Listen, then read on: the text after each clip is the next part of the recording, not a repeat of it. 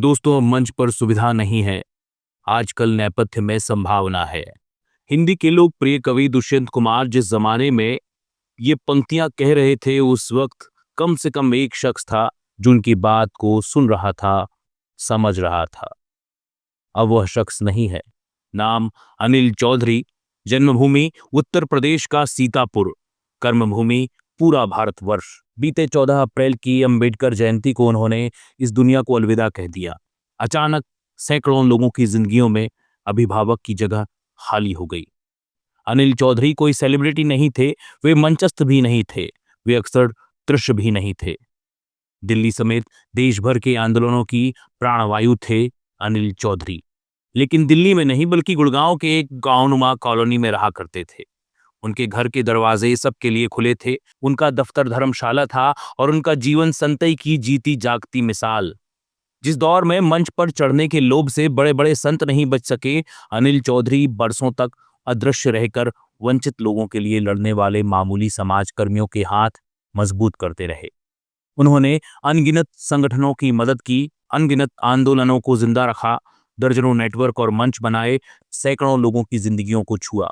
एक अदद जिंदगी का इतना व्यापक प्रभाव ऐसे ही नहीं पड़ता, उसके पीछे संघर्षों का लंबा तजुर्बा था। जवाहरलाल नेहरू विश्वविद्यालय में आने से पहले ही वे शिक्षक आंदोलन में जेल की हवा खा चुके थे। जेएनयू में आए तो छात्र संघ के अध्यक्ष बने। सीपीएम से ताल्लुक रखते थे, लेकिन पार्टी से अपने बागी स्वर के चलते निकाले गए।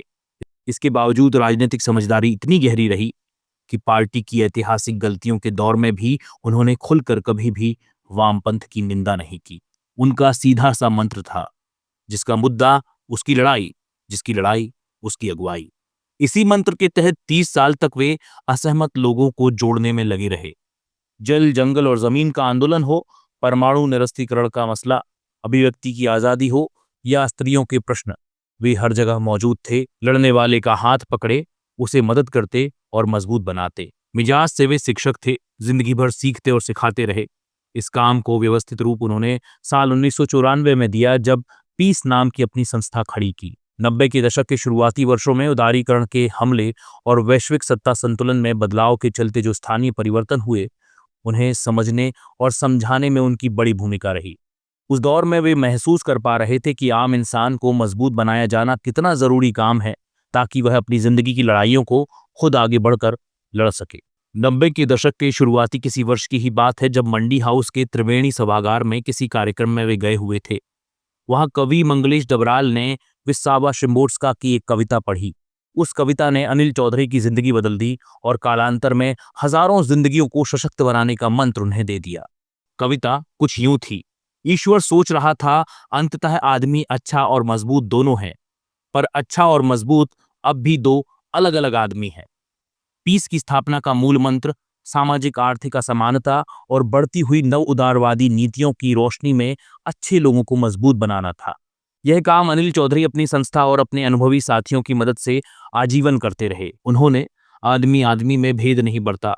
इस प्रक्रिया में उन्होंने कम से कम 9 राज्यों में जनसंघर्षों को शिक्षित प्रशिक्षित किया, उनका परिप्रेक्ष्य निर्माण किया और उन्हें यथासंभव सहायता मुहैया करवाई। जब कोरोना की शुरुआत में अनिल चौधरी को कैंसर का पता चला, तो देश भर के आंदोलनकारियों और सामाजिक कार्यकर्ताओं के मन में हताशा बैठ गई। अपनी अदम्य इच्छा शक्ति से अनिल चौधरी ने खुद को 5 साल खींचा। निधन के 2 हफ्ते पहले वे दिल्ली के सुरजीत भवन में लगातार 2 दिन तक देश भर के जन आंदोलनों से आए लोगों के बीच मौजूद रहे, बातें करते रहे, सत्रों की अध्यक्षता की और अपने गुरु मंत्र दिए।